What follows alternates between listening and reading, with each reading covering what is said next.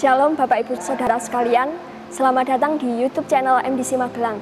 Sebentar lagi kita akan sama-sama beribadah, namun sebelum itu saya akan menyampaikan pengumuman dalam sepekan. Doa pagi online dilaksanakan setiap hari Selasa sampai dengan Jumat pukul 5 pagi via Zoom dengan ID Zoom di bawah ini. Doa malam online diadakan setiap hari Selasa sampai dengan Jumat pukul 8 malam via Zoom dengan ID Zoom di bawah ini. Kita tahu persembahan adalah salah satu bentuk ibadah kita kepada Allah dan bentuk ucapan syukur. Maka marilah kita memberikan persembahan kita kepada Tuhan. Saudara dapat memberikan persembahan melalui nomor rekening di bawah ini. Selamat beribadah, Tuhan Yesus memberkati. Haleluya, puji nama Tuhan. Mari pada pagi hari ini kita mau sama-sama bersorak bagi nama Yesus. Kita sama-sama mau meninggikan namanya. Sebab namanya Yesus Allah yang terhebat. Haleluya.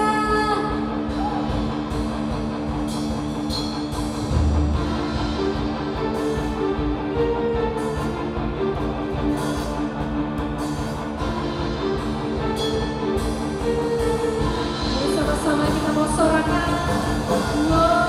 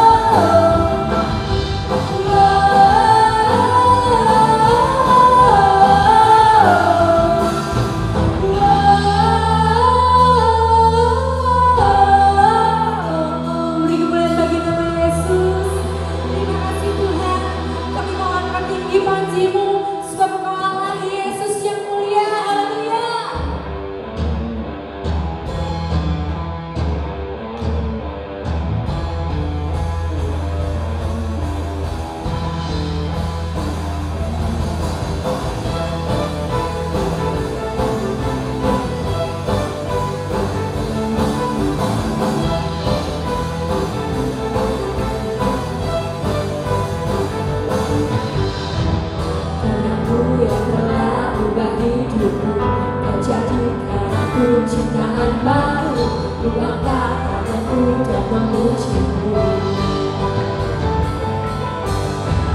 Hidupku tak sama sejak kau saja, dan kini engkaulah bisa segalanya. Kasih-Mu kan selalu cukup bagiku. Keagungan-Mu Tuhan, keagungan-Mu, kerahasiaan-Mu terpancar dari indahnya dunia. Segala yang ada telah Kau ciptakan, karya-Mu sungguh tiada tandanya. Sungguh tiada tandanya. Semua sorakan,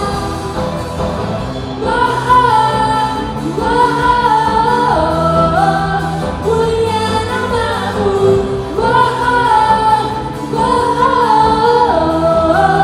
mulia nama-Mu. Hidupku tak sama sejak Kau ada, dan kini Engkaulah bisa segalanya. Kasih-Mu kan selalu cukup bagiku.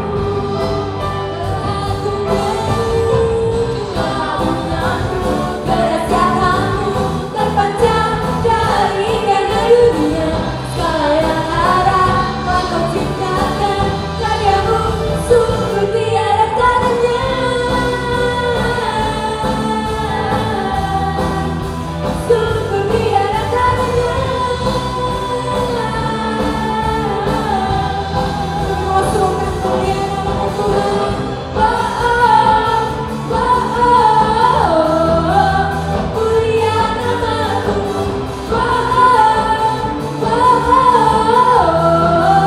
mulia nama-Mu,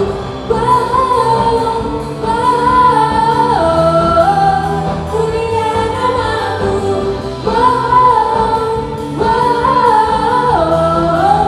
mulia nama-Mu. Mari semua bertepuk tangan. Sungguh mulia nama-Mu Tuhan. Segala kemuliaan hanya bagi nama-Mu Yesus. To God be the glory for the things He's done. To God be the glory for the things He's done. To God be the glory for the things He's done. To God be the glory for the things He's done.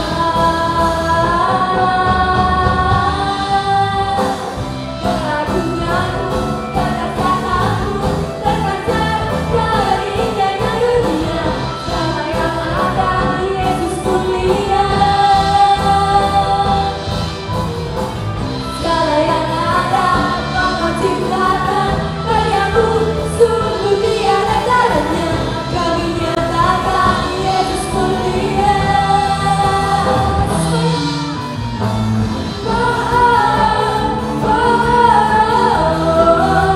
Mulia nama-Mu,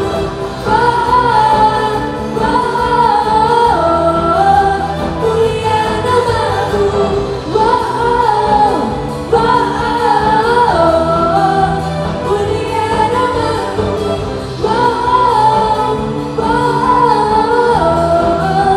mulia Tuhan.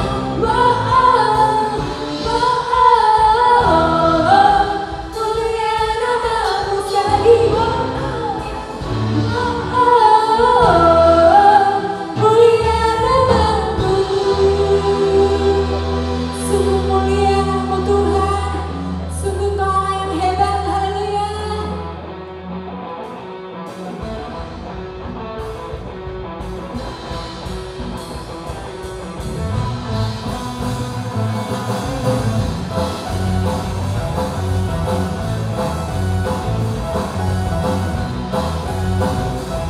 Mari kita mau angkat tinggi puji Yesus. Angkatlah tinggi panjinya dan sorakanlah kemenangannya. Kemenangannya belengkuklah dikatakan, kutuk dan mautlah dikalahkan. Telah dikalahkan oleh darah-Mu Tuhan. Darah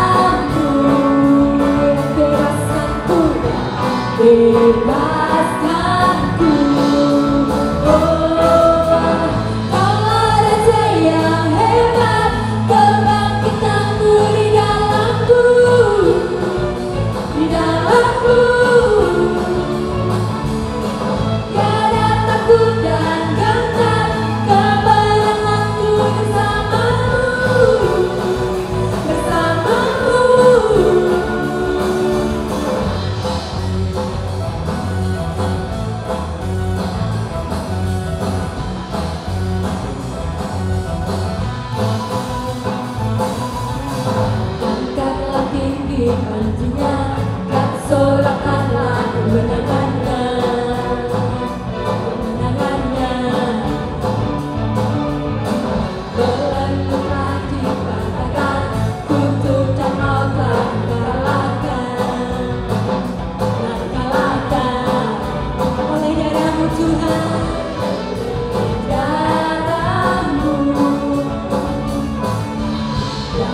Bebaskanku,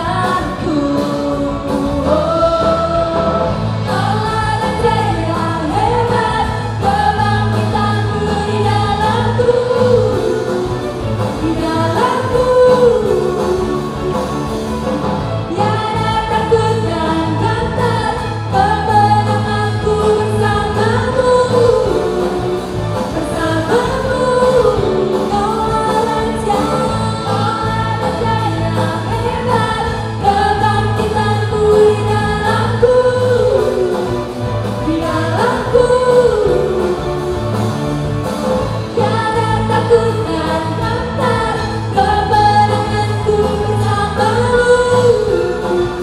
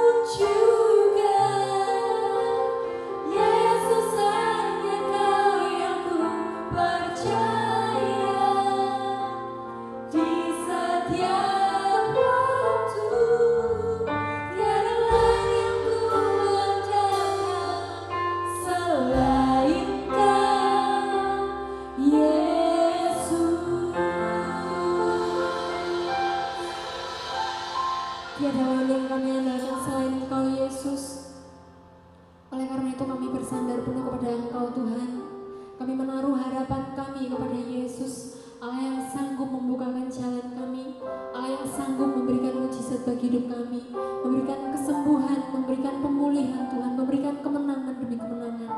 Terima kasih Tuhan untuk setiap janji-Mu dalam hidup kami. Dan kami percaya pada pagi hari ini Tuhan bahwa kami punya Allah yang besar seperti Engkau, Allah yang dapat diandalkan Tuhan. Terima kasih Yesus, terima kasih Engkau boleh ada, selalu ada bersama dengan kami Tuhan. Dan tiba saatnya Tuhan untuk sebentar kami mendengar firman-Mu. Biar firman-Mu boleh menguatkan kami, menjadi jawaban atas kehidupan kami Tuhan, boleh menjadi kemenangan atas kehidupan kami Yesus. Terima kasih Bapa, berkati hamba-Mu yang sedang Kau utus, kiranya hikmat pengurapan datang daripada Engkau Tuhan. Terima kasih Tuhan Yesus, kami siap Tuhan untuk Engkau ubahkan oleh firman-Mu, hanya di dalam nama Tuhan Yesus Kristus. Haleluya, amin.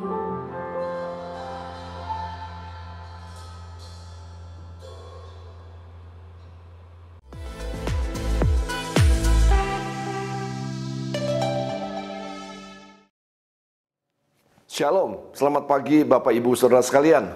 Senang sekali kita bisa kembali beribadah bersama-sama, baik secara onsite di gereja atau secara online di rumah kita masing-masing.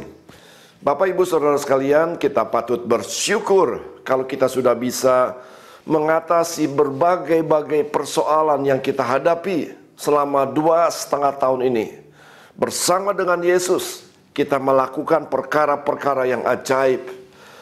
Kita perlu sadar kalau kita ada sebagaimana kita ada hari ini, itu semua karena kemurahan dan kebaikan Tuhan semata-mata. Saya percaya dengan kita setia kepada Tuhan, maka Allah yang setia akan menggenapi setiap janji-janjinya. Termasuk pagi hari ini, saya percaya janji-janji Tuhan akan digenapi. Bukankah firman Tuhan mengatakan, 2 atau 3 orang berkumpul di dalam namaku, maka Yesus hadir di tengah-tengah kita. Haleluya.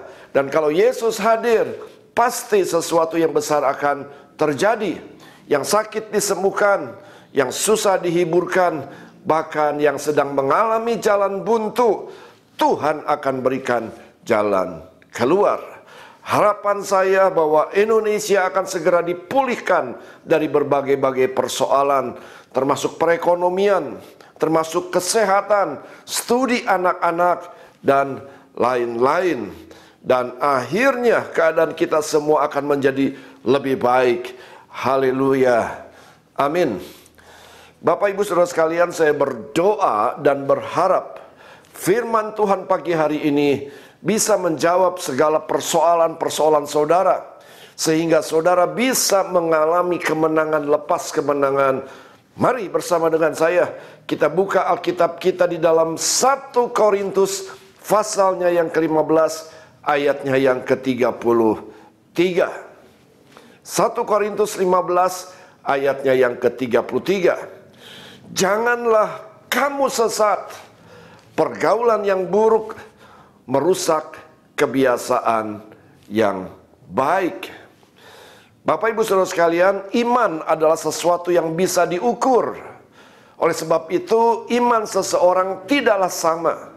Ada yang memiliki iman yang besar dan juga ada yang memiliki iman yang kecil. Untuk mendapatkan mujizat diperlukan iman. Iman yang kecil menghasilkan perkara-perkara yang kecil. Iman yang besar menghasilkan perkara-perkara yang besar. Oleh sebab itu, miliki iman yang besar supaya kita bisa mengalami perkara yang besar atau mujizat yang besar di dalam hidup ini. Yesus seringkali mengukur iman seseorang. Kepada perempuan Kanaan yang datang kepada Yesus dan berseru, "Kasihanilah aku ya Tuhan, anak Daud, karena anakku perempuan kerasukan setan dan sangat menderita." Maka Yesus menjawab dan berkata kepadanya, "Hai ibu, besar imanmu, maka jadilah kepadamu seperti yang kau kehendaki." Dan seketika itu juga anaknya sembuh. Kepada seorang perwira Kapernaum, ketika Yesus masuk ke Kapernaum, datanglah seorang perwira mendapatkan dia dan memohon kepadanya, "Tuan, hambaku terbaring di rumah karena sakit lumpuh dan ia sangat menderita." Yesus berkata kepadanya, "Aku akan datang menyembuhkannya." Tetapi jawab perwira itu kepadanya, "Tuan, aku tidak layak menerima Tuan di dalam rumahku. Katakan saja sepatah kata, maka hambaku itu akan sembuh. Sebab aku sendiri seorang bawahan, dan di bawahku ada pula prajurit.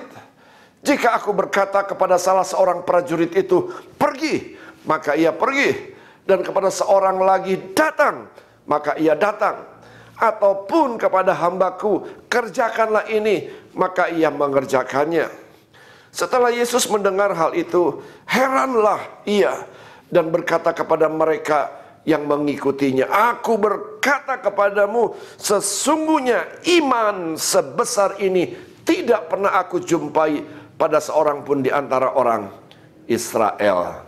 Kepada murid-muridnya, ketika Yesus bersama-sama dengan muridnya di dalam sebuah perahu, lalu secara tiba-tiba mengamuklah angin taufan. Semua murid panik dan membangunkan Yesus. Ia pun bangun, menghardik angin itu dan berkata kepada danau itu, "Diam, tenanglah." Lalu angin itu reda dan danau itu menjadi teduh sekali. Lalu Yesus berkata kepada mereka, "Mengapa kamu begitu takut? Mengapa kamu tidak percaya? Atau dengan kata lain, mengapa kamu tidak beriman?" Bapak Ibu Saudara sekalian, yang kedua, iman adalah sesuatu yang dapat bertumbuh. Seharusnya imanmu hari ini lebih besar dibandingkan imanmu kemarin. Seharusnya imanmu bulan ini lebih besar dibandingkan imanmu bulan lalu. Seharusnya imanmu tahun ini lebih besar dibandingkan imanmu tahun lalu. Bapak Ibu Saudara sekalian, masa pandemi justru membuat iman saya semakin besar. Iman yang besar akan menghasilkan mujizat yang besar. Caranya bagaimana? Dengan konsisten berdoa, itu akan membuat imanmu bertumbuh. Dengan konsisten membaca firman, itu juga akan membuat imanmu bertumbuh. Dengan cara konsisten beribadah atau bersekutu, itu juga membuat imanmu semakin bertumbuh. Dengan cara kita konsisten bersaksi, itu juga akan membuat iman kita bertumbuh. Iman adalah sesuatu yang dapat bertumbuh. Oleh sebab itu, upayakan imanmu bertumbuh, supaya hidup kita selalu berkemenangan. Bapak Ibu Saudara sekalian, perlu saudara ketahui bahwa persoalan-persoalan itu semakin hari semakin besar dan semakin kompleks. Kenakalan remaja semakin hari semakin meningkat. Zaman saya kecil, seorang anak disebut anak nakal kalau anak itu suka mencuri mangga, kalau suka berantem dan lain-lain.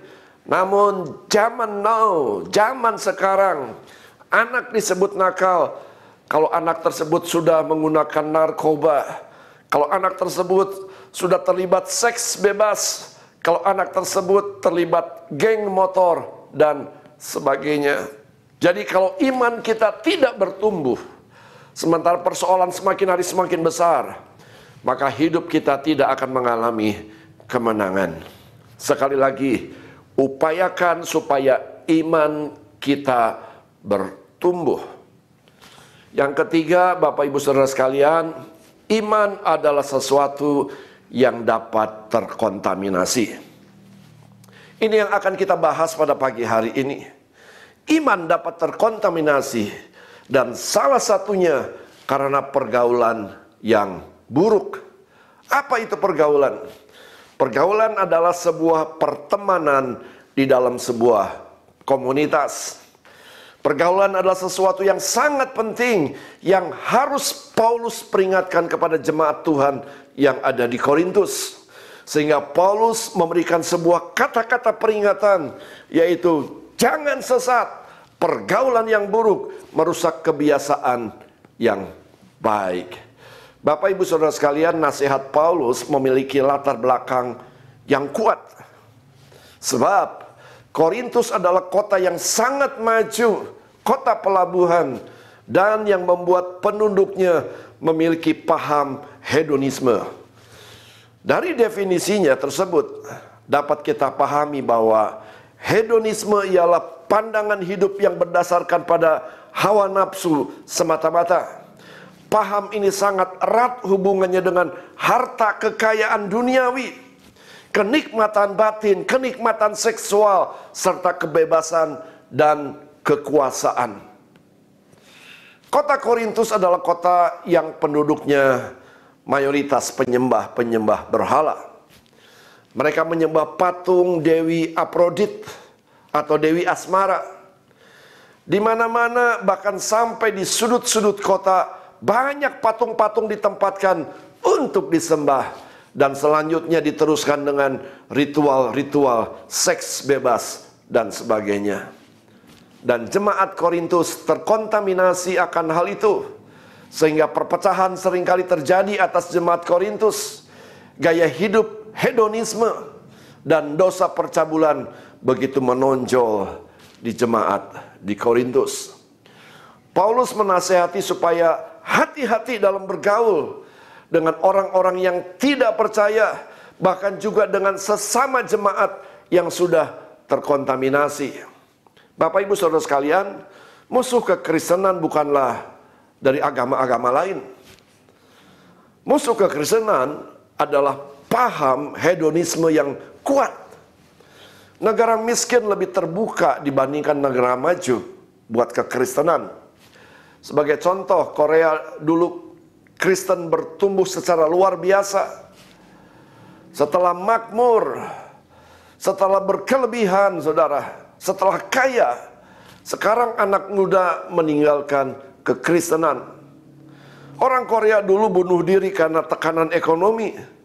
Sekarang banyak orang bunuh diri di Korea karena takut tidak populer lagi dan takut kehilangan fans. Yang pada akhirnya kalau dibiarkan, iman akan menjadi kandas. Namun firman Tuhan tetap relevan sampai hari ini dan untuk selama-lamanya. Masa depanmu itu juga ditentukan dengan pergaulanmu. Imanmu bertumbuh atau tidak itu juga ditentukan dengan siapa engkau membangun pergaulan atau pertemanan. Ada sebuah pepatah mengatakan, show me your friends and I show you your future. Tunjukkan teman-temanmu, maka aku akan menunjukkan masa depanmu. Kurang lebih seperti itu. Bapak ibu saudara sekalian, pergaulan atau pertemanan di dalam gereja pun tidak menjamin itu sebagai pergaulan yang baik. Masih ada banyak jemaat Tuhan yang bergaul dengan orang yang kepahitan. Lalu dalam hitungan bulan orang tersebut terbawa-bawa kepahitan. Masih ada banyak jemaat Tuhan yang bergaul dengan orang-orang yang hidupnya penuh dengan kekhawatiran. Lalu dalam hitungan bulan orang itu terbawa-bawa hidup dalam kekhawatiran. Masih ada banyak jemaat Tuhan yang bergaul dengan orang yang hidupnya penuh dengan kecemaran. Lalu dalam hitungan bulan orang itu terbawa-bawa hidupnya mengikuti pergaulannya. 1 Korintus 5 ayat 9 mengatakan, dalam suratku telah kutuliskan kepadamu bahwa kamu jangan bergaul dengan orang-orang cabul. Kepahitan, kekhawatiran, kecemaran akan menular lewat pergaulan.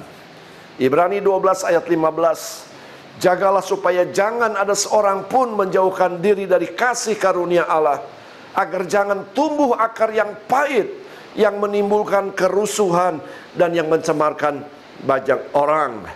Bapak ibu saudara sekalian, hidup bergaul dengan orang yang pahit hatinya menjauhkan kita dari kasih karunia Allah. Ini vote saya. Bergaulah dengan orang yang dikasihi Allah, maka kita akan ikut-ikutan dikasihi Allah. Bapak ibu saudara sekalian, kitab Amsal banyak sekali menasehati tentang pergaulan. Amsal 13 ayat 20, siapa bergaul dengan orang bijak menjadi bijak, tetapi siapa berteman dengan orang bebal menjadi malang. Bapak ibu saudara sekalian, kalau kita tidak mau hidup menjadi malang, hidup yang penuh dengan persoalan, hidup yang penuh dengan bencana, maka bergaullah dengan orang-orang yang bijak. Jangan bergaul dengan orang yang bebal.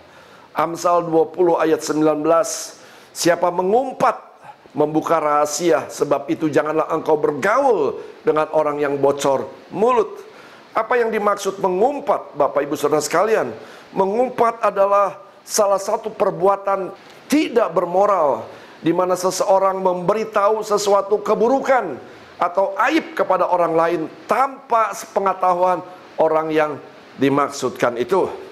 Amsal 22 ayat 24. Jangan berteman dengan orang yang lekas gusar. Jangan bergaul dengan seorang pemarah. Kebiasaan-kebiasaan buruk seperti itu akan tertular dari yang namanya pergaulan. Bapak Ibu Saudara sekalian, iman itu dapat terkontaminasi lewat pergaulan. Pergaulan yang buruk akan merusak kebiasaan yang baik. Jadilah bijak dalam menentukan pertemanan atau pergaulan. Sebab pergaulan menentukan masa depanmu. Apakah pertemananmu atau pergaulanmu membuat engkau semakin dekat dengan kasih karunia? Apakah pertemananmu atau pergaulanmu membuat imanmu bertumbuh? Apakah pertemananmu atau pergaulanmu membuat engkau semakin cinta Yesus? Saudara, perlu saudara memahami sebelum saudara menentukan dengan siapa engkau bergaul. 3 pertanyaan ini saudara bisa ajukan supaya hidupmu boleh berkenan di hadapan Tuhan. Sekali lagi, apakah pertemananmu atau pergaulanmu membuat engkau semakin dekat dengan kasih karunia? Atau apakah pertemananmu atau pergaulanmu membuat imanmu semakin bertumbuh? Apakah pertemananmu atau pergaulanmu membuat engkau semakin cinta Yesus? Kalau tidak, saudara, cepat putuskan hari ini. Tinggalkan mereka. Jadilah orang yang bijak membangun sebuah pergaulan atau pertemanan. Sama halnya dalam mencari pasangan hidup. Pakai 3 kriteria di atas yang baru saja saya sampaikan. Maka saya jamin masa depan kita akan menjadi masa depan yang cerah, masa depan yang penuh dengan pengharapan. Amin. Mari kita berdoa. Kami bersyukur Tuhan untuk ibadah yang diberkati pada pagi hari ini. Kami percaya setiap pujian dan penyembahan yang sudah kami naikkan itu menjadi dupa yang harum di hadapan Tuhan. Kami percaya ibadah ini sudah menyukakan hati-Mu ya Allah. Oleh sebab itu kami bersyukur untuk berkat firman Tuhan yang sudah mengajar kepada kami untuk kami menjadi orang yang bijak dalam menentukan dengan siapa kami bergaul. Sebab itu sangat menentukan masa depan kami. Berikan hikmat-Mu turun atas setiap kami ya Allahku, untuk kami menjadi orang yang bijak dalam membangun pertemanan, dalam membangun pergaulan. Sebab pergaulan yang buruk itu akan merusak kebiasaan yang baik. Hamba berhenti berbicara, ibadah boleh selesai, namun Roh-Mu terus akan berbicara atas setiap kami.